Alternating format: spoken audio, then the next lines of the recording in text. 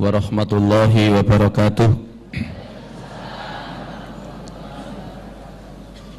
Bismillahirrahmanirrahim.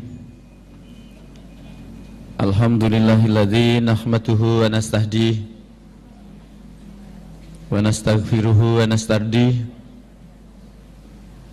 wa na'udzu billahi min sururi anfusina wa min sayyiati a'malina.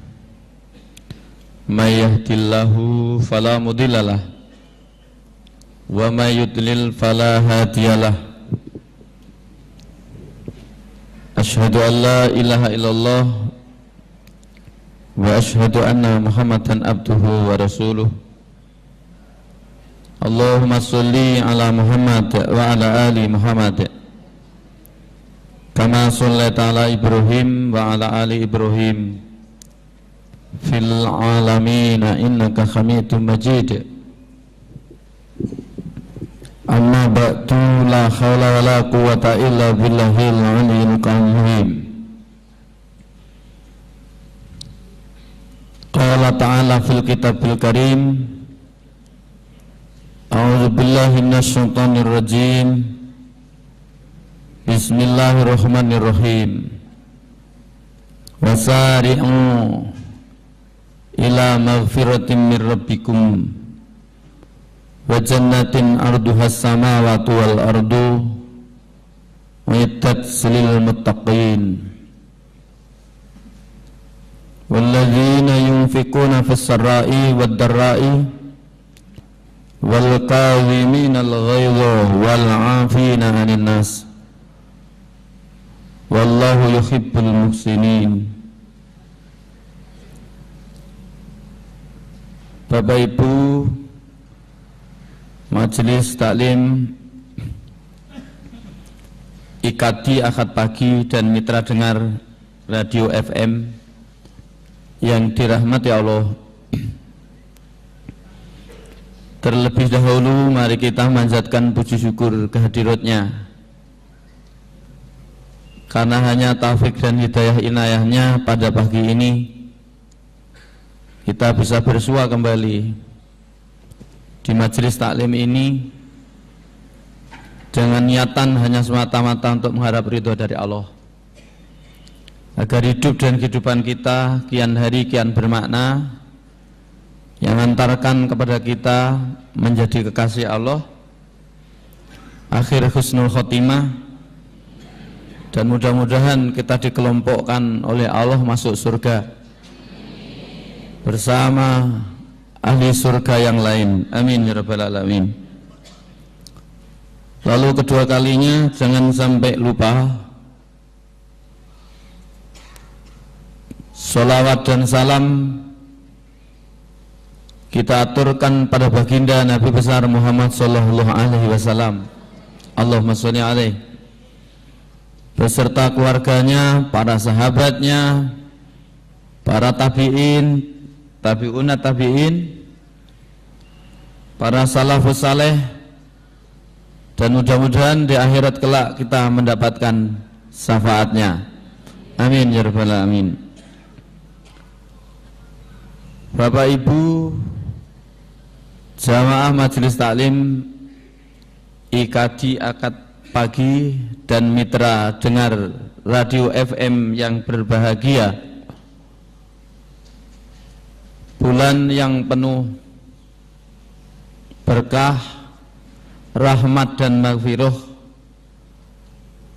telah kurang lebih 2 minggu meninggalkan kita.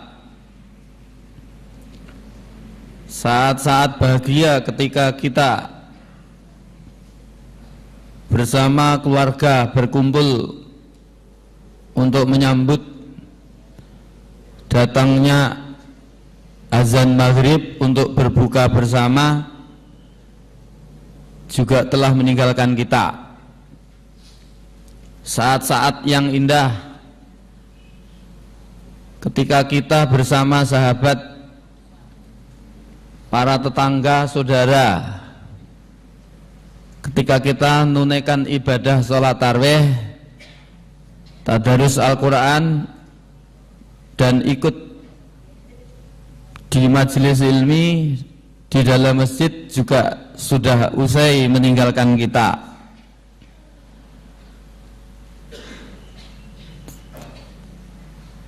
Waktu yang amat sangat berkhidmat saat ketika di malam hari kita iktikaf berkholwat, zikir, berlinangan air mata yang basahi pipi kita.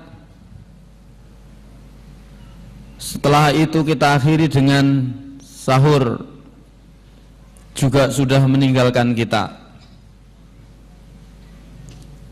Oleh karena itu Bapak dan Saudara yang dirahmati Allah, waktu pagi ini ada baiknya kalau kita introspeksi, koreksi, dan evaluasi. Apakah puasa Ramadan dan ibadah-ibadah yang lain yang barusan kita selesaikan di bulan Ramadan itu berbekas atau tidak? Oleh karena itu pada pagi ini tema yang saya angkat adalah menjaga atau melihara kesucian diri kita, jiwa kita pasca menunaikan ibadah puasa Ramadan. Bapak Ibu mitra dengar Radio FM yang dirahmati Allah, esensi puasa itu adalah pengendalian diri. Puasa itu adalah conditioning proses, kalau bahasa kerennya proses pembiasaan. Pembiasaan apa? Proses pembiasaan untuk mengendalikan dirinya, mengendalikan nafsunya dari yang dilarang oleh Allah dan hanya untuk ibadah kepada Allah, menjalankan segala perintahnya. Sebulan penuh kita telah dididik oleh Allah untuk membiasakan diri berlapar-lapar, haus dan dahaga. Dikandung maksud agar tumbuh berkembang semerbak dalam hati kita, agar menyayangi orang yang hidup dan kehidupannya selalu bersahabat dengan lapar dan haus. Jadi diantaranya hikmah puasa yang kita jalankan kemarin adalah menumbuhkan agar kita peka kepada lingkungan kita, tumbuh rasa kasih sayang kepada sesama. Maka kemudianlah mengapa zakat yang diberikan seusai menunaikan ibadah puasa Ramadan disebut dengan zakat fitrah, dan mengapa pula hari raya sholat idnya disebut dengan Idul Fitri. Dimaksudkan ya ini, supaya kita tidak lupa bahwa fitrah kasih sayang itu sudah ada dalam diri kita yang sering kita lupakan dan kita abaikan. Ketika kita puasa itu tadi ditumbuhkan kembali agar berkembang kembali rasa kasih sayang kepada sesama, direalisasikan dalam bentuk memberikan zakat fitrah. Inilah yang kemudian kalau sudah terpenuhi semua, kita akan fitri dan suci. Bapak Ibu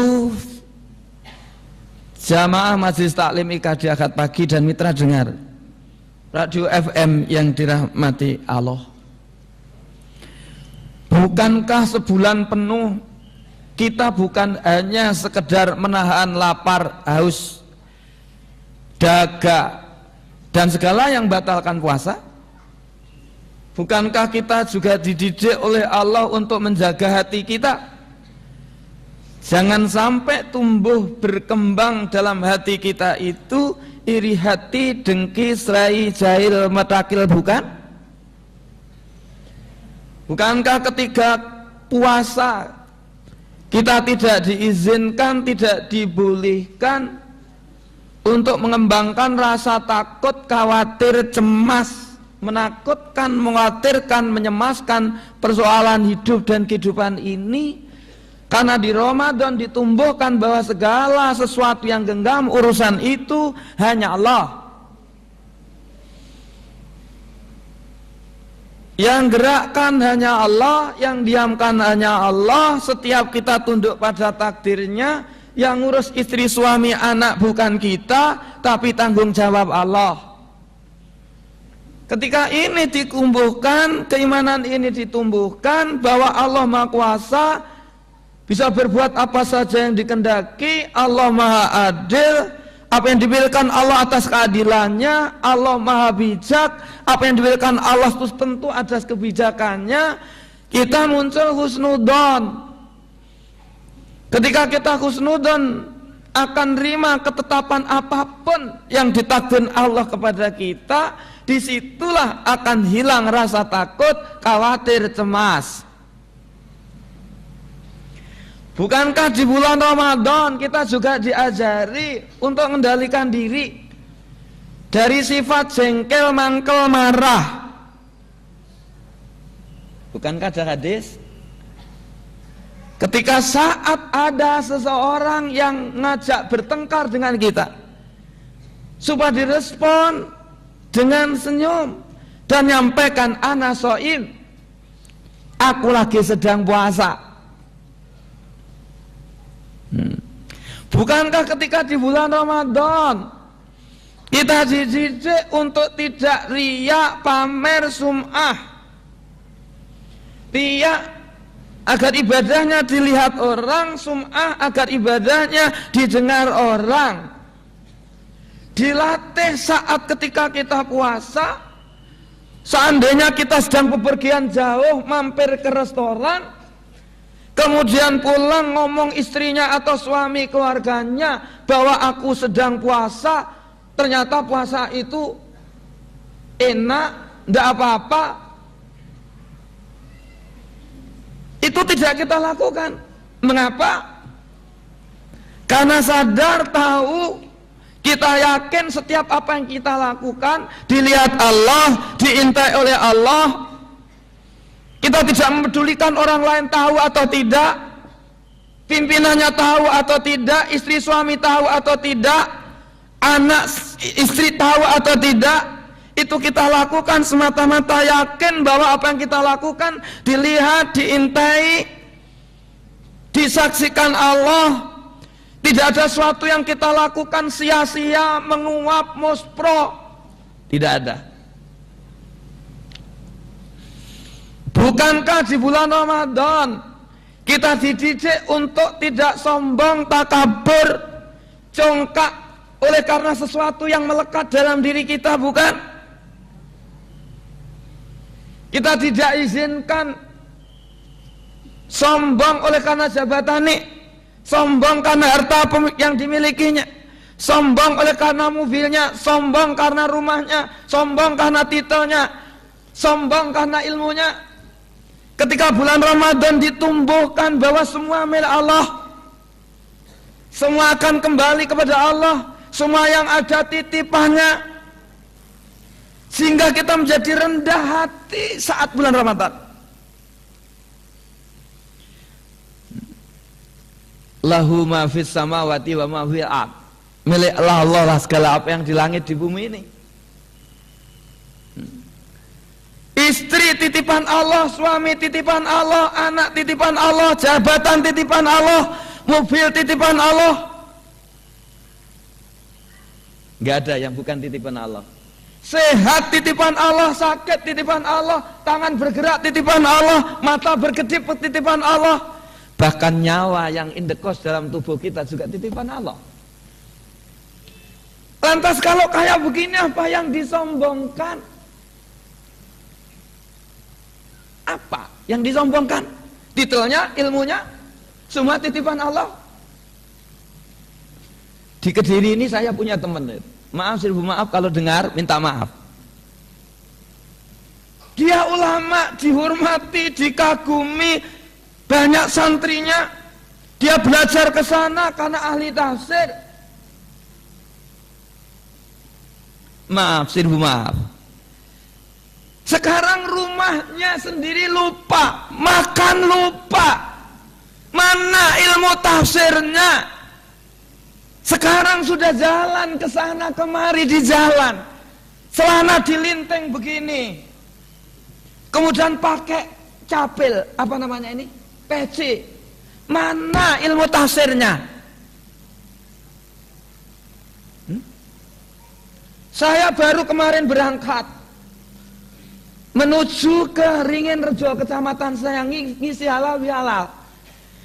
Saya ketemu seorang yang saya terkejut.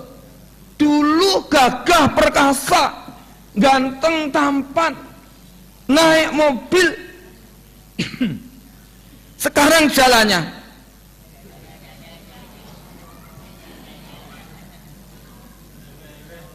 mana kesehatannya itu. Jadi apa yang ditakaburkan, apa yang disombongkan, semua milik Allah. Sewaktu-waktu bisa diambil oleh Allah. Di bulan Ramadan itu kita yakini itu, maka kita bisa rendah hati. Di bulan Ramadan kita diajari untuk tidak ujub, merasa bersih sendiri, merasa ahli ibadah sendiri, merasa pintar sendiri, merasa kuasa sendiri, dan merasa yang lain sendiri-sendiri itu. Itu namanya ujub. Itu kita kubur dalam-dalam sehingga di situ tidak ada kebencian. Benci pada istri hilang, benci pada suaminya hilang, benci pada anaknya hilang, benci pada bapak ibunya hilang, benci pada pimpinannya hilang, benci pada anak buahnya hilang. Itu di bulan Ramadan. Dan bahkan tidak ada rasa dendam. Karena tahu Ramadan puasa yang dijalankan muspro. Kalau dalam hatinya menyimpan rasa dendam kusumat,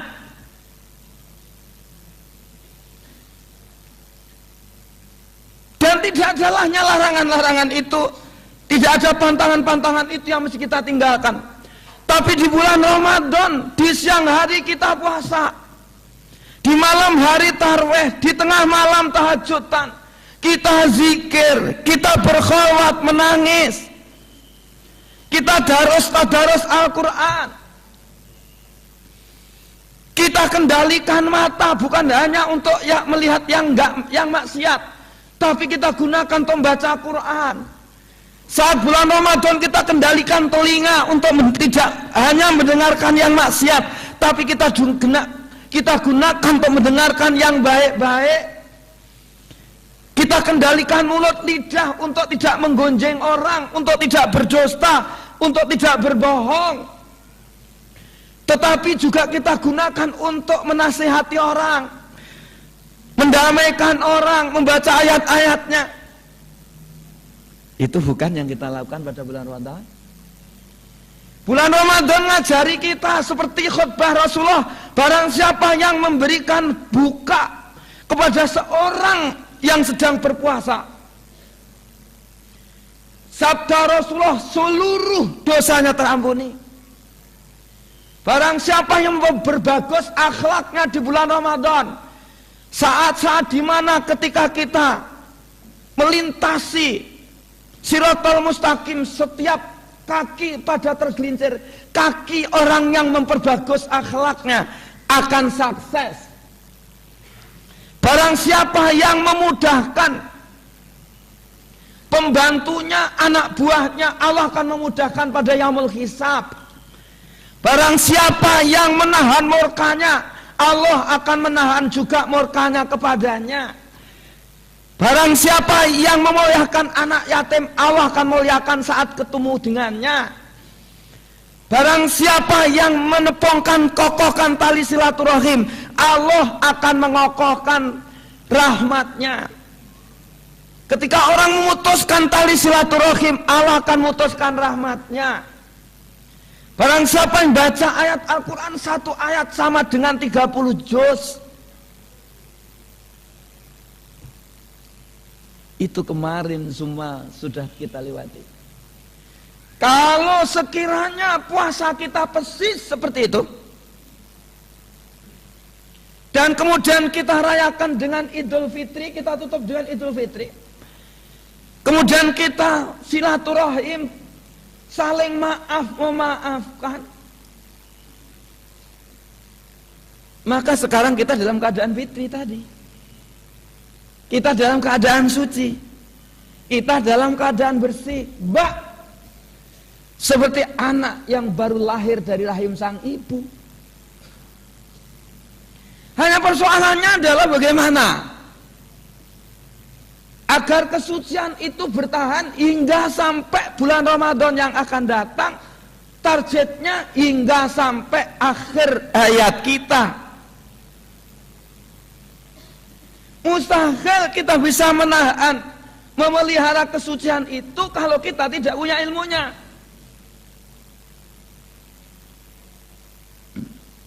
Bapak dan saudara yang dirahmati Allah, maka akar masalahnya harus kita ketahui terlebih dulu. Mengapa kita itu berperilaku tidak sesuai dengan kehendak Al-Quran, hadis? Mengapa perilaku kita ada jengkel, mangkel, marah, ada iri hati, dengki, serai, jahil, medakil, ada sombong, takabur, congkak, riak, benci?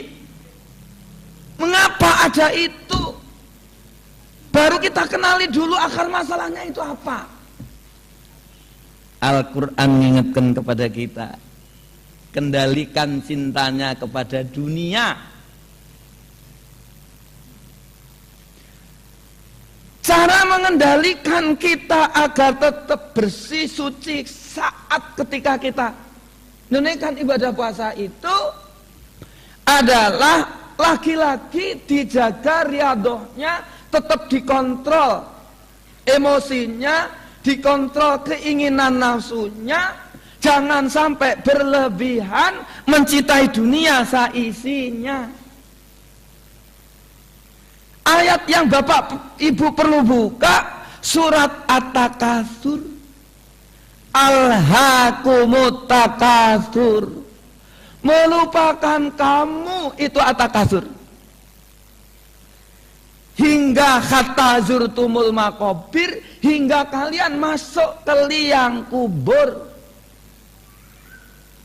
Cinta kita kepada dunia yang berlebihan ini, yang disebut dengan serakah, kalau bahasa Arabnya al-khirsun, itu yang menyebabkan pokok pangkal segala datangnya penyakit hati.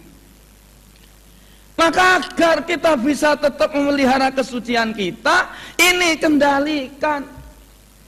Walal akhiratu khairul laka minal ula. Akhirat itu harus diutamakan daripada dunia. Itu kuncinya. Karena cinta kita kepada dunia yang berlebihan, tidak sesuai dengan apa yang dikehendaki sunnah Allah, bahwa dunia fasilitas untuk akhirat, itu yang datangkan dengki, serai, jahil, medakil. Maka Rasulullah pernah ngingetkan kepada sahabat-sahabatnya, sahabat-sahabatku sekalian, hati-hati. Kalau sudah penyakit khirsun, serakah masuk ke dalam hatimu, kalau sudah menjangkitimu, maka matamu akan buta, telingamu akan tuli, mulutmu pun juga akan bisu, tubuhmu juga akan lumpuh. Artinya kita sudah tidak bisa berapa-apa. Kalau sudah penyakit khirsul ini datang, orang kalau sudah mencintai dunia pasti muncul penyakit, komplikasi, penyakit hati tapi komplikasi. Berawal dari iri hati. Ketika menyaksikan di tangan orang lain ada sesuatu, sementara tidak ada dalam diri kita, Di sini ada jengkel, mangkel, marah. Kalau demikian akan muncul sifat dengki. Kalau sudah demikian akan muncul di samping itu dengki. Apa? Ghibah. Menciptakan berita bohong, dosa, dan menganggap dirinya itu lawan. Disitulah nanti akan muncul balas dendam ketika ada orang lain lebih pintar dari kita, lebih mulia dari kita, lebih terkenal dari kita, lebih kaya dari kita, lebih tinggi jabatannya dari kita. Itulah nanti akan muncul berbagai macam penyakit hati. Maka untuk menjaga itu, letakkan kehidupan dunia adalah fasilitas mazra'atul akhirah.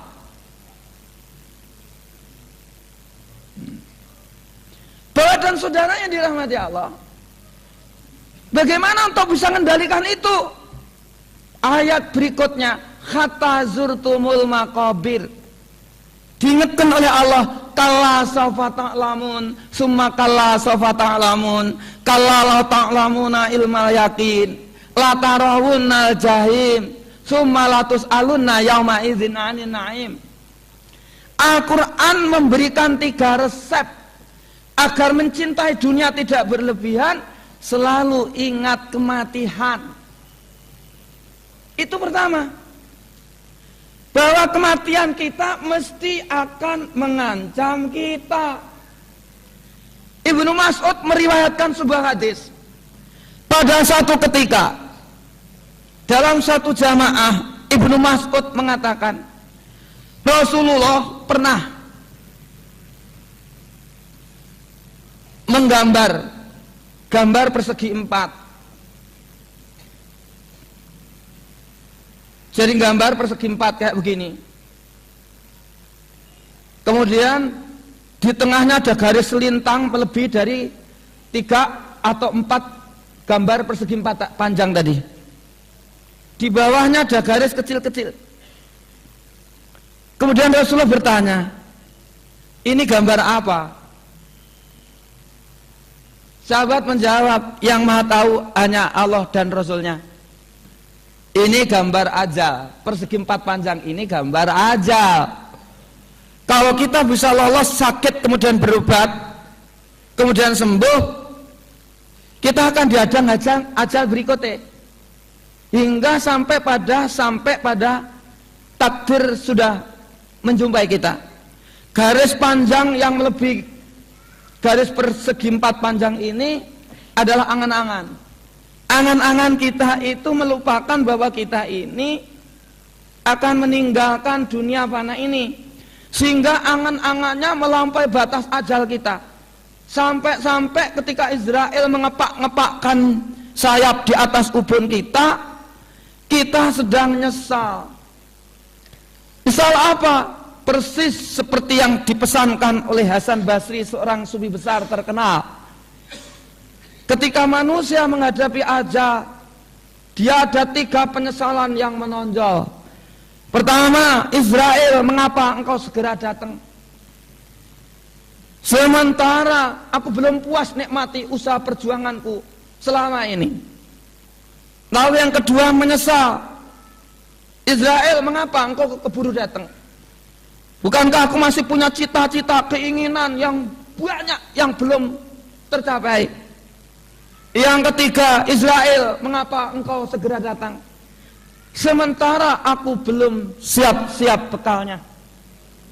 3 penyesalan itu pasti kita hadapi. Siapa saja orangnya, orang awam, orang khos, khasul khos, semua sama. Pasti ada 3 penyesalan itu. Maka untuk ingat biar kita tetap bersih tadi, maka sekali lagi ingatlah bahwa hidup ini tidak abadi. Istri suami mau ditinggalkan, mobil mewah ditinggalkan, rumah magrong-magrong juga ditinggalkan, ilmu ditinggalkan, kecuali ilmu yang manfaat, kecuali harta benda amal jariah, kecuali anak yang saleh. Itulah yang berterus-menerus kita akan dapatkan darinya. Jika tidak dapat itu sudah rugi. Bapak dan saudara yang rahmati Allah, siapa yang berani menjamin datang di sini nanti malam masih bisa hidup? Terima kasih. Agak rak. Bismillah, enggak pernah lesen saya ini. Bismillahirrahmanirrahim. Ini pintar, cerdas emosinya. Saya tidak pernah istirahat. Mulai dari jam 12:30 sudah harus bangun, ngimami pasien sampai subuh. Sementara baru kemarin mulai pagi sampai ngisi di Silodono, sampai ada acara terus hingga sampai sekarang. Maka yang tidak tahan suaranya ini tidak apa-apa lah. Bapak dan saudara yang dirahmati Allah, sekali lagi siapa yang berani menjamin yang datang di sini ini nanti malam masih hidup, esok pagi masih hidup? Banyak orang yang di malam hari masih sehat, besok mesti harus dikafani. Siapa yang berani menjamin? Ayatnya juga sudah jelas. Ainama kuntum. Maaf. Dimanapun kalian ada. Artinya saja, terjemahannya saja. Meskipun kalian membuat gedung nan mewah, megah, kuat, kokoh untuk menyembunyikan dirimu dari kematian, maka kematian pasti akan menemuimu. Ainama takunu yudrikumul mautu walau kuntum fi burujim musayyadah. Bapak dan saudara mati Allah itu harus kita ingat. Idza jaa ajalum wala yastakhiruna sa'atan wala yastaqdimun. Ketika ajal datang maka tidak bisa dimajukan, diundurkan, dipercepat, diperlambat, tidak bisa. Mau tidak mau, siap tidak siap, pasti akan menjumpai kita. Kematian adalah teman setia. Teman yang amat sangat paling dekat dengan kita adalah kematian.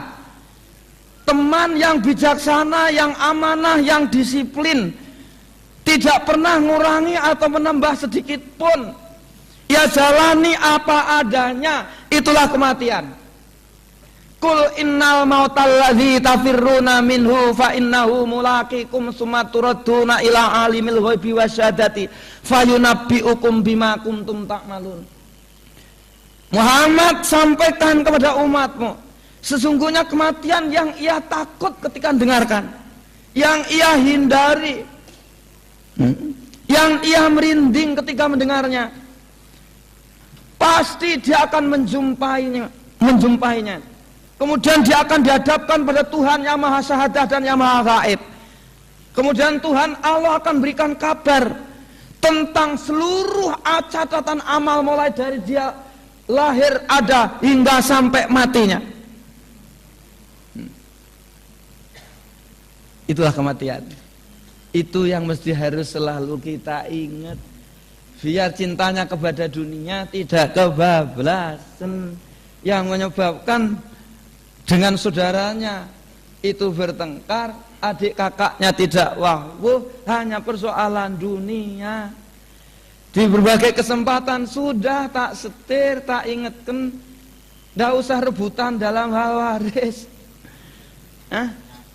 Penyakit kita korbankan ukhuwah persaudaraannya dengan kakaknya, dengan adiknya, hanya gara-gara merasa diperlakukan tidak adil. Kalau perlu wes no wae, pasti diganti oleh Allah itu. Itu pasti, ya kata dia. Itu kalau lela. Bapak dan saudara yang dirahmati Allah, kematian itulah kuncinya. Kita akan menjadi saleh. Maka Rasulullah bersabda, nahaitukum an ziyaratil kuburi fazuruha fa innaha tudzakirukul maut. Dulu tak larang kalian ziarah kubur, tapi sekarang ziarahlah, karena dengan ziarah kubur kalian akan ingat mati. Ingat mati itulah yang mengantarkan kita soleh, yang bisa ngerem, mengendalikan kita untuk tidak ngejar-ngejar kehidupan yang hama sesaat ini. Ini kunci pertama. Caranya untuk mengendalikan cintanya kepada dunia, ingat mati. Lalu yang kedua, kalla sawfa ta'lamun. Jangan sekali-kali jangan begitu kalian. Kalian pasti akan tahu balasan dari itu, dari amal perbuatanmu itu. Summa kalla sawfa ta'lamun, ditakkiti diulang lagi. Lalu jangan sekali lagi kalian jangan begitu. Cintanya kepada dunia jangan berlebihan seperti itu. Kalian pasti akan tahu akibat dari kecintaanmu kepada dunia yang berlebihan itu. Summa latus aluna yauma idzin anin naim. Latarawuna jahim, maaf. Sungguh kalau kalian tahu akibatnya dan tahu akibat akhirnya nanti neraka jahim, maka kalian tidak alhaqumut takatsur. Tidak at-takatsur. Itu yang pertama, yang kedua. Jadi caranya mengendalikan, pertama ingat mati, lalu yang kedua harus tahu ilmunya. Bahwa dampak dari ketika kita mencintai dunia berlebihan itu berdampak buruk, akan datangkan berbagai macam penyakit. Bukan hanya penyakit itu dirasakan diri pribadi, tetapi juga akan menular virus itu ke tengah sosial masyarakat. Maka harus tahu ilmunya ini. Ilmunya dunia harus tahu. Itu yang kedua. Lalu yang ketiga, apa? Tahu. Summa latus aluna yauma idzin anin naim. Yaitu tanggung jawab. Bahwa kita tahu seluruh apa yang kita lakukan, nikmat apa saja yang diberikan pada kita, berupa apa saja. Entah jabatan, entah ilmu, semuanya itu akan dimintai pertanggungjawaban di hadapan Allah.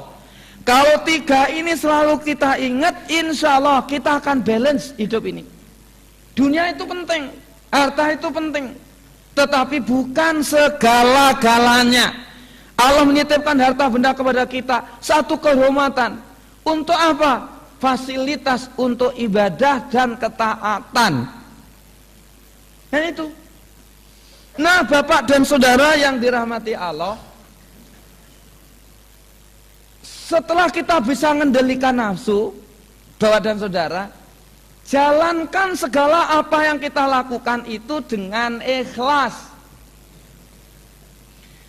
Kita akan bisa memelihara kesucian kita pasca Ramadan hingga sampai Ramadan yang akan datang, bahkan sampai hari di mana kita panggil oleh Allah, ketika kita menjalankan sesuatu dengan ikhlas. Kuncinya di ikhlas. Kalau kita sudah ikhlas, Jen Efred, setan tidak akan sanggup untuk mengendalikan kita. Setan akan bisa menyesatkan kita kalau dalam hati pikiran kita hanya dunia. Tapi kalau hidup dijalani dengan ikhlas, setan tidak akan sanggup untuk goda kita. Bapak dan Saudara yang dirahmati Allah, saya kira perlu sekarang ini didengar sebuah hadis yang diriwayatkan oleh Ibnu Abbas dan Tobroni. Cerita Ibnu Abbas, pada satu ketika aku pernah berada di rumah sahabat Ansor lengkap bersama sahabat-sahabat lain. Tiba-tiba ada suara menyeru di luar rumah, izinkan ya aku masuk, bolehkah aku masuk, izinkan ya aku masuk. Kemudian Rasulullah bertanya, sahabat-sahabatku sekalian, dengarkah kalian seruan orang yang minta izin untuk masuk bergabung dengan kita? Siapa dia? Lagi-lagi sahabat Umar mengatakan, yang maha tahu hanya Allah dan Rasulnya. Itu iblis laknatullah. Dia minta izin masuk ke sini. Umar itu orangnya kan keras, kasar, tapi jujur. maka ditakuti seton. Maka disebut dengan Umarul Faruq. Faruq itu artinya pemisah. Memang dia seorang sahabat yang pemberani untuk misahkan antara hak batil, hak batil, tidak mikirkan konsekuensi risikonya. Dipuji orang atau tidak, ditantang orang dan tidak urus, itulah Sayyidina Umar. Coba ketika mau hijrah ke Madinah, Rasulullah pesen agar ngikuti tapi dengan cara sembunyi-sembunyi. Umar tidak urus, dia malah naik di atas gunung nyampaikan, orang kafir Quraisy, kalau istrimu kepengen janda dan anakmu kepengen jadi yatim, Umar besok akan hijrah ke Madinah, ayo hadang di sana. Kalau kepengen istrimu jadi janda dan anakmu jadi yatim, nggak urus kan? Ketika ditegur Rasulullah, mengapa kalian melakukan perilaku yang konyol kayak begitu? Rasulullah, kalau yang batil aja berani terang-terangan, mengapa yang hak tidak berani terang-terangan? Itu Umar. Maka setan takut ketika Umar, kalau dia berpapasan dengan Umar satu jalan, dia ngelingker persis seperti kita. Kalau ada setan di sana ketemu kita, dia lari, tapi lari ngerangkul kita. Karena bolone kesampean sendiri ya. Tidak begitulah yang di hadapan saya orang-orang saleh. Kalau tidak orang saleh tidak mungkin datang di sini kayak seperti ini. Insya Allah. Bapak dan saudara, akhirnya apa? Umar ngambil pedang. Ya Rasulullah, serahkan padaku, tak bunuhnya dia. Rasulullah katakan, jangan Umar, jangan. Kita sudah pada tahu setan iblis ditakdirkan oleh Allah bisa tahan hidup sampai hari kiamat. Kita bisa kok ngambil kebaikan dari sana. Coba tolong silahkan untuk masuk, bukakan pintunya. Ketika pintu itu dibuka, datanglah orang tua yang bungkuk, mata kanannya ini buta, kemudian rambutnya dikuncir seperti kuncir kuda, tapi menjadi 7 kuncir, jadi bungkuk. Assalamualaikum, saya bukan setan jadi tidak sama kan. Assalamualaikum ya Muhammad. Assalamualaikum sahabat-sahabat. Rasulullah jawab, salam sejahtera hanya milik Allah. Wahai iblis laknatullah, mengapa kalian datang ke sini? Setan iblis tadi mengatakan, baru Jibril datang atas perintah Allah agar aku jumpai kalian di majelis ini. Kata Jibril, aku supaya menjawab pertanyaanmu dengan jujur. Setiap apa yang kalian tanyakan mesti tak jawab dengan jujur karena aku takut. Kata Jibril dari Allah, kalau sampai aku jawab tidak jujur, aku nanti akan jadikan angin yang digerakkan berputar-putar hingga sampai hari kiamat. Aku takut itu. Maka sekarang jawablah, tanyalah dan akan kujawab dengan jujur. Kemudian Rasulullah bertanya. Pertanyaan pertama yang ditanyakan dari Rasulullah, siapa orang yang paling kalian takuti? Jawab iblis, engkau Muhammad. Setelah itu, setiap umatmu yang meneladani hidup dan kehidupanmu. Setelah itu, pemuda yang hatinya ditambatkan di masjid untuk selalu ibadah kepadanya dan takut kepadanya. Setelah itu, ulama atau ilmuwan yang zuhud dan wirai. Ingat ini. Kalau kita khirsun, kami bondonen, kami donyonen, tanpa terbatas siapa pun. Apa kalian ulama, apa kalian ilmuwan? Ndak, itu rentan setan. Jadi kata setan, ulama atau ilmuwan yang zuhud dan wirai, itu yang kutakuti. Lalu berikutnya siapa? Umatmu yang pandai bersyukur. Umatmu yang pandai bersyukur itu yang kayak apa? Kalau umatmu itu mengais rezeki dari satu tempat dikembalikan tempat yang sama, itulah umatmu yang syukur. Apa maksudnya? Ketika kita mencari rezeki yang halal, kemudian kita gunakan yang halal, setan tidak akan bisa goda kita. Tapi kalau dengan cara yang halal ditasarufkan dengan yang haram, setan akan memanfaatkan itu. Atau dengan yang haram dipakai dengan kepada yang halal, setan masih memanfaatkan itu. Terus siapa lagi? Umatku yang sabar. Umatku yang sabar menurutmu itu yang kayak apa? Kalau umatmu tertimpa sesuatu yang menyulitkan, sesuatu yang menyakitkan, sesuatu yang tidak menyenangkan baginya 3 hari tidak ngeluh, itulah umatmu yang sabar. Sabar inilah kuncinya surga.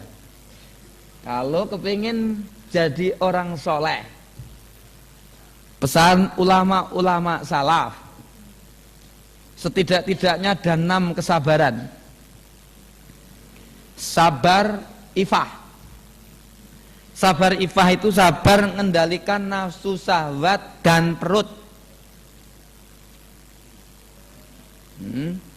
Nanti Bapak Ibu bisa buka surat Al-Mu'minun ayat 1 sampai 11, mesti menjumpai walladzina hum li furujihim hafizun. Sebelumnya walladzina hum li zakati fa'ilun. Sebelumnya walladzina hum fi sholatihim khashi'un. Sebelumnya ayat pertama qad aflahal mu'minun. Itulah orang yang sukses, orang yang beruntung. Jadi kalau kepingin saleh, kepingin bisa mempertahankan tadi, ada harus kesabaran, karena setan tidak akan sanggup menggoda orang yang sabar. Maka sebelum tak teruskan apa yang dikatakan setan tadi, sabar itu ada sabar ifah, mengendalikan nafsu syahwat dan nafsu perut. Maka Allah dan Rasulnya sudah sedemikian rupa ngaturnya setelah bulan Ramadan. Jangan puasanya dihentikan, baca Qur'annya dihentikan, sholat tahajudnya dihentikan, itu teruskan, riyadhah itu diteruskan. Pong-pong masih ada kesempatan puasa Syawal, itu riyadhah, melanjutkan riyadhah agar kita bisa memelihara kesucian tadi. Setelah puasa Syawal masih ada Yaumul Bait, tanggal 13, 14, 15, itu riyadhahnya untuk menjaga nafsu perut. Masih ada Daud, 1 hari puasa, 1 hari makan. Kalau kepengen jadi orang soleh, harus kurangi kilatul kalam, kurangi ngomong. Jangan suka ngobrol yang ngalor itu tidak ada gunanya. Itu ciri-ciri orang soleh. Maka tadi walladzina hum anil lagwi mu'ridun. Orang yang banyak ngobrol kehilangan energi, tentu akibatnya juga sakit-sakitan. Itu pasti. Jadi Bapak dan Saudara, ada kilatul kalam, kurangi ngomong, kilatul to'am, kurangi makan, kilatul naum, kurangi tidur, kilatul khurut, kurangi begadang. Lekat orang soleh itu dengan suka khalwat. Itikaf di malam hari itu pasti ada itu. Orang soleh mesti itu. Kilatul kalam, kilatul naum, kilatul to'am, kilatul hurut, itu mesti yang melekat. Itulah orang saleh.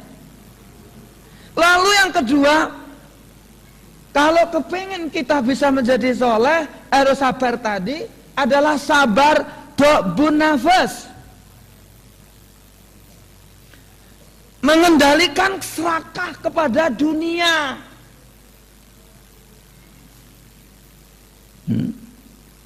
Ayatnya jelas, silahkan kalian. Wa bataghi fima atatallahu daral akhirata wala tansa nasibaka minad dunya wa ahsin kama ahsanallahu.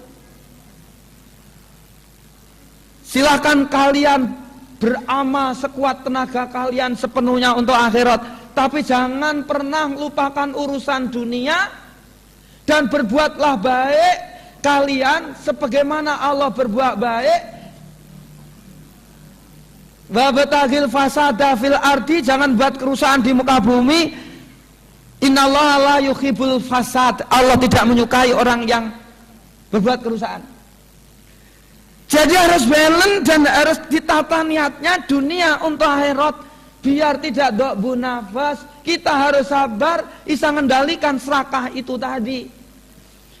Dikatakan Bapak Ibu serakah kalau seandainya punya harta benda, kemudian enggan untuk zakat, enggan untuk sedekah, enggan untuk haji, enggan untuk umroh. Itu menunjukkan Bapak Ibu serakah. Bapak Ibu dikatakan serakah, kita dikatakan serakah, di sekeliling kita ada fakir miskin, anak yatim, sampai kelaparan, terlantar. Yang kayak begini dibuka surat Al-Muddatsir ayat 42 sampai 46. Kullu nafsin bima kasabat rohina. Setiap orang nanti akan dimintai pertanggungjawab atas seluruh amalnya. Amalnya tergadaikan. Illa ashabal yamin, kecuali orang yang mendapatkan catatan amal dari tangan kanan. Fi jannati yatasalun, penduduk surga nanti akan bercakap-cakap, berbincang-bincang, bertanya anil mujrimin, tentang orang-orang pendosa yang masuk neraka. Pertanyaannya, qalu, mereka pada bertanya penduduk surga, masalakakum fi saqor, mengapa engkau milih jalan menuju ke neraka Sakor? Apa yang menyebabkan kalian melewati jalan ke neraka Sakor? Dia menjawab, lam naku minal musallin, kami ini termasuk kelompok orang yang tidak sholat. Dia sholat tapi pesan moral sholatnya tidak dijalani. Itu loh. Kemudian lam naku nut'imul miskin, karena aku ketika di dunia mengabaikan anak yatim fakir miskin. Kunna nakhuddu minal khaidin, ketika di dunia aku ini suka menggonjengkan keburukan orang, membuka-buka aib orang di depan orang banyak bersama orang-orang yang suka menggonjeng. Wa kunna nukadzibu biyaumiddin, karena di dunia dulu aku suka tidak ngimani adanya hari akhir. Tempatnya Sakor. Tapi kalau Bapak dulu, Bapak Ibu di Qad Aflahal Mu'minun, tempatnya Firdaus. Di antaranya tadi kan sudah disampaikan, walladzina hum li furujihim hafidun illa ala azwajihim aw ma malakat aymanuhum fa innahum ghairu malumin. Famadi batagho awaro azalika faulaika humul adun, melampaui batas orang yang seperti itu.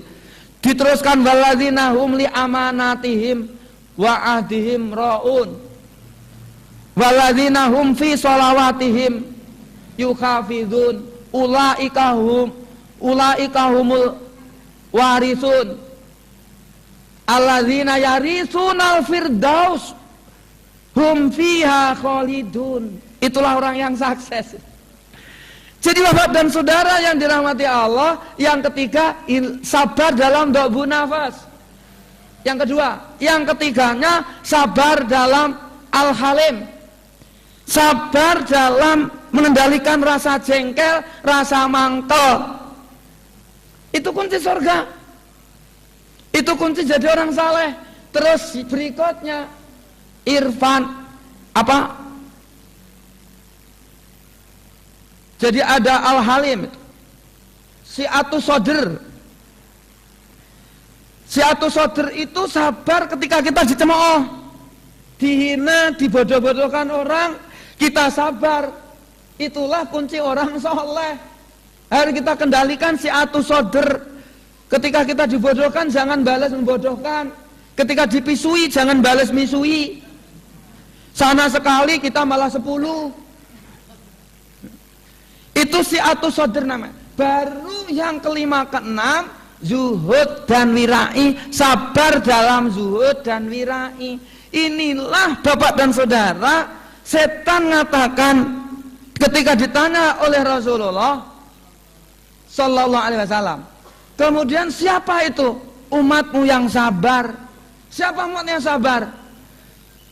Umatmu yang sabar itu ketika mendapatkan kesulitan, dia tidak ngeluh sampai 3 hari. Kemudian Rasulullah, bagaimana pendapatmu tentang Abu Bakar?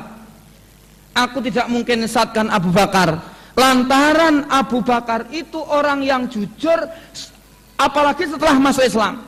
Sebelum Islam saja indah akhlaknya, baik budinya, akhlakul karimah. Bagaimana pendapatmu tentang Umar? Ini aku takut dengan Umar. Kalau dia berjalan bertemu dengan saya, aku mesti ngambil jalan lain. Ini hadisnya. Bagaimana pendapatmu tentang Utsman? Aku takut dengan Utsman. Aku malu dengan Utsman. Malaikat aja malu dengan Utsman, apalagi aku. Seharusnya malu. Bagaimana dengan Ali?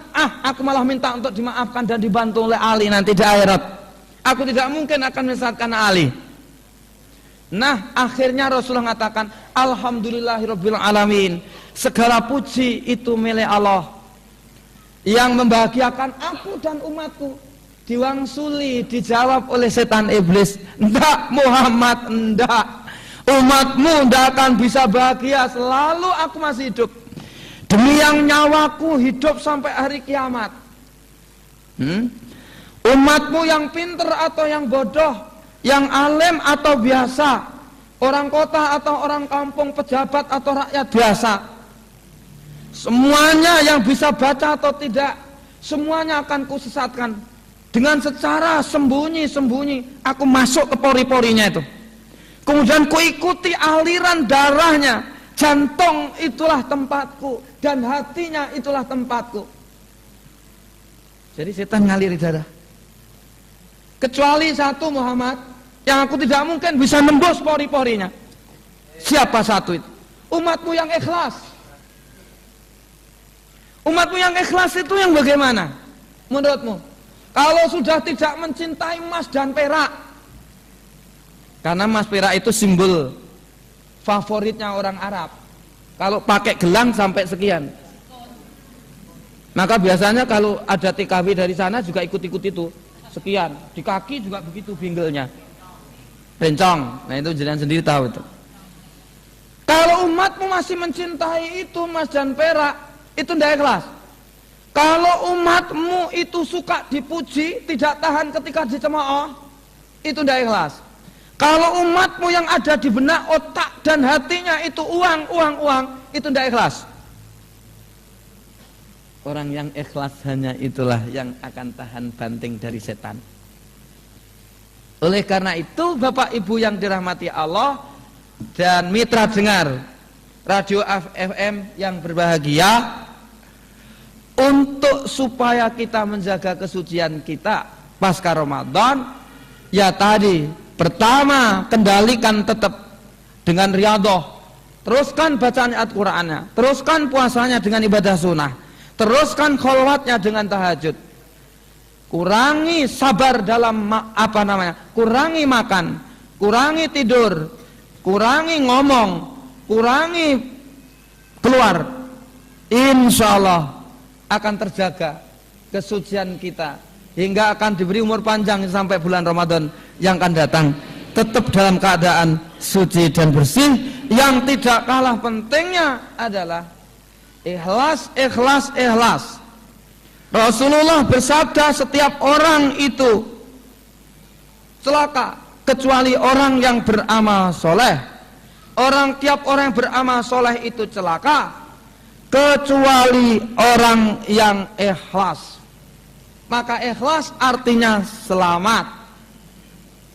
Ikhlas bisa berarti kholas, yang artinya selamat. Oleh karena itu, jaga sebelum kita melakukan apa saja, luruskan hatinya, luruskan niatnya. Ya ilahi anta maksudi waridoka matlubi. Ya Allah Tuhan kami, apa yang kami lakukan itu adalah untukmu, dan ridhomu yang aku cari. Kawal terus hatinya, jangan sampai nyimpang ke arah fokus target yang kita inginkan, yaitu lillahi, untuk Allah, karena Allah, untuk Allah, dan kepunyaan Allah. Itulah innalillahi wa inna ilaihi rajiun. Sesungguhnya semua milik Allah dan akan kembali kepada Allah. Itu esensi zikir. Diringkas innalillahi wa inna ilaihi rajiun, yaitu Allah, lillah tadi, lillah tadi, sekali lagi lillah tadi. Semuanya harus kita lakukan karena Allah, untuk Allah, dan kepunyaan Allah. Rasulullah katakan, kalau kalian berangkat melakukan sesuatu karena dunia, dunianya tidak dapat, akhiratnya tidak dapat. Kalau kalian melangkah karena akhirat, dunianya dapat sekaligus akhiratnya dapat.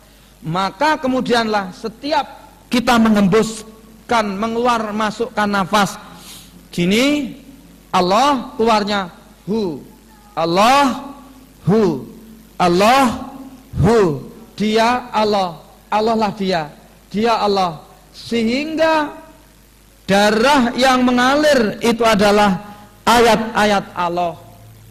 Tubuh kita jadi mushaf Al-Quran, darah yang mengalir itu ayat-ayat Allah yang diringkas dengan hu, lah, hu, dia Allah, Allah, dialah Allah, Allah lah dia. Insya Allah, sekali lagi, setan tidak akan sanggup untuk menyesakan dan menggelincirkan kita. Insya Allah. Waktu sudah habis.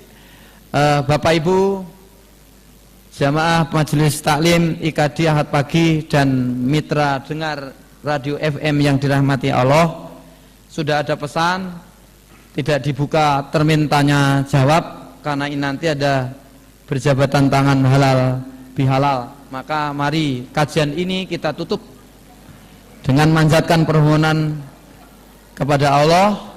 Mudah-mudahan puasa kita diterima, sholat kita diterima, bacaan ayat Al-Quran kita diterima, kholwat dan tahajud kita diterima, dan seluruh amal ibadah kita diterima oleh Allah. Kita diberi kekuatan zahir batin untuk mempertahankan kesucian kita selama setahun dan hingga sampai akhir hayat kita. Dan mudah-mudahan cita-cita kita menjadi kekasih Allah bisa tercapai, akhirnya menjadi hamba yang muttaqin. Amin ya rabbal alamin. Ridallah. Al-Fatihah. A'udzubillahi minasyaitonirrajim. Bismillahirrahmanirrahim. Alhamdulillahirabbil alamin. Arrahmanirrahim. Maliki yaumiddin. Iyyaka na'budu wa iyyaka nasta'in. Ihdinas siratal mustaqim. Shiratal ladzina A'udzubillahi minasyaitonirrajim. Bismillahirrahmanirrahim. Allahumma sholli ala Muhammad wa ala alihi wa ashabihi wa sallim ajma'in. Walhamdulillahi rabbil alamin. Hamdan na'imin, hamdan syakirin, hamdan yuwafi ni'amahu wa yukafi'u mazidah. Rabbana walakal hamdu kama yanbaghi li jalalika wa azimi sultanik. Allahumma ighfir lana warhamhuma kama rabbayana shighara. Allahumma ighfir lil muslimina wal muslimat wal mu'minina wal mu'minat al ahya'i minhum wal amwat wa innaka qaribun mujibud da'awat wa qadiyal hajat. Allahumma ya Allah, Tuhan pemilik segala yang ada di langit, daratan, di udara, dengan kekuasaan-Mu Engkau bisa berbuat apa saja yang Kau hendaki ya Allah. Dengan kekuasaan-Mu yang tidak bisa dicapai oleh siapapun juga, dengan kerajaan-Mu yang tidak bisa diraih oleh siapapun juga, dengan cahayamu yang menyinari sudut-sudut aras yang mulia. Wahai Tuhan Sang Maha Penolong, tolonglah kami, berikan kepada kami kekuatan zahir batin untuk bisa mempertahankan kesucian diri kami yang sudah kami bina, kami bangunkan, kami latih sebulan penuh pada bulan Ramadan, sehingga hidup dan kehidupan kami selalu dihiasi dengan akhlak yang indah, perilaku yang molek, sehingga kehadiran kami di dunia memberkahi kepada diri kami, keluarga kami, lingkungan sekitar kami, agama dan bangsa negeri ini. Ya Allah Tuhan kami, memang telah kutunaikan ibadah puasa sebulan penuh di bulan Ramadan, kutunaikan ibadah tarawih tadarus Al-Quran. Tapi di sana sini masih kami akui ya Allah, ada celah-celah kami masih melakukan maksiat, tak sengaja atau tidak. Tentu ini akan mengurangi kualitas puasa kami. Tentu ini pula kami sadari betapa masih adanya dosa-dosa kami. Maka pada pagi ini di Masjid Salim ini kami manjatkan permohonan, ampuni ya Allah dosa-dosa kami, ampuni ya Allah dosa-dosa kami, ampuni dosa-dosa istri suami kami, ampuni dosa anak-anak kami, ampuni dosa bapak ibu kami yang berjasa besar bagi hidup dan kehidupan kami. Kami bisa seperti ini tidak lebih dari karena perjuangan kedua orang tua kami atas izin-Mu. Karena itu setiap anak tentu akan menyadari akan hal ini. Jangankan sampai mengucapkan kata kotor kepada ibu bapaknya, sedangkan mengatakan ucapan itu adalah sebagai larangan-Mu dan engkau masukkan dalam dosa-Mu. Ya Allah Tuhan kami, pada pagi ini kami mohon, selamatkan kami jadi anak yang durhaka, jadikan kami ini anak yang soleh, dan berikan kepada kami anak yang soleh pula. Berikan kekuatan zahir batin agar aku bisa berbakti kepada kedua orang tua kami, membalas kebaikan kedua orang tua kami, membahagiakan kedua orang tua kami, mengobatkan saat sedang sakit, membahagiakan sedang sedih, melindunginya saat terancam ketakutan kekhawatiran, menetahnya saat berjalannya tertatih-tatih, memayunginya saat ketika dia kepanasan dan kehujanan, mengenakan pakaian selimutnya saat ketika ibu bapak kami sedang kedinginan, memberikan makan ketika bapak ibu kami sedang lapar. Ya Allah Tuhan kami sadari sepenuhnya seluruh amal ibadah kami apapun wujudnya tidak akan terangkat kecuali hanya sampai pada batas ubun-ubun kami, sehingga kedua orang tua kami ridho kepada kami. Karena itu ya Allah, ampuni dosa kedua orang tua kami, panjangkan umurnya, sehatkan sepanjang masa, jadikan husnul khotimah di akhir hayatnya, dan jadikan kuburnya pertamanan dari pertamanan surga. Begitu juga buatkan rumah di surgamu yang diperuntukkan bagi kami, istri, suami, anak cicit kami. Ya Allah Tuhan kami yakin jamaah yang datang di sini tentu banyak mempunyai masalah. Pagi ini kami mohonkan kepada Engkau ya Allah, Ku tengadahkan kedua telapak tangan kami dengan manjatkan permohonan, berikan jalan keluar setiap masalah yang kami dan mereka hadapi, entah masalah pribadi, entah masalah istri suami, entah masalah anak, entah masalah ekonomi, entah masalah usaha, entah masalah yang dicita-citakan, entah masalah kesehatannya, semuanya berikan jalan keluarnya, kemudahan jalan solusinya. Jika sekiranya ada keluarga kami yang meninggal dunia, ampuni segala dosanya, terimalah segala amalnya, masukkan ke surgamu dengan penuh ridho dan kasih sayangmu. Jika di antara jamaah ini ada yang sedang sakit atau keluarganya sedang sakit, jangan Kau berbuat berpanjangan ya Allah, apalagi bertahun-tahun atau berbulan-bulan dan berhari-hari. Saat doa Ku panjatkan ini, sembuhkan ya Allah, sembuhkan ya Allah, sembuhkan ya Allah. Engkau Sang Maha Penyembuh, tiada satu yang bisa menyembuhkan kecuali Engkau. Engkau sembuhkan ya Allah, sembuh yang tidak pernah kambuh, sembuh sejati yang tidak menyisakan bekas apapun. Jika sekiranya ada yang sempit rezekinya, tolong Kau lapangkan ya Allah, tolong Kau lapangkan ya Allah. Jika ada dililit utang, berikan kemudahan untuk segera bisa melunasinya ya Allah. Bukakan pintu rezeki dari langit dan bumi untuk bisa nutupi hutang-hutangnya, sehingga bisa khusyuk dalam ibadahnya kepada Engkau. Ya Allah Tuhan kami, pagi ini juga kumohon bagi yang sudah cukup umur tetapi belum dapat jodoh, entah dirinya, entah anaknya, entah cucunya, pilihkan jodoh yang soleh, yang solehah. Bagi yang sudah berumah tangga, jika belum menemukan kebahagiaan, ketenangan, ketentraman, jadikan rumah tangga kami, rumah tangga mereka sakinah, mawadah, warahmah, ya Allah. Bagi yang belum punya anak keturunan, berikan anak keturunan yang soleh, solehah. Bagi yang sudah, jadikan anak kami, ya Allah, anak yang qurratu a'yun, sedap dipandang mata, berbakti kepada kedua orang tua, berguna bagi masyarakat bangsa dan agamanya. Jika anak kami belajar, mudahkan belajarnya. Jika ujian akan atau sudah ujian, luluskan ujiannya. Jika tersesat, segera Engkau beri petunjuk, ya Allah. Jangan biarkan keluarga kami dalam kesesatan.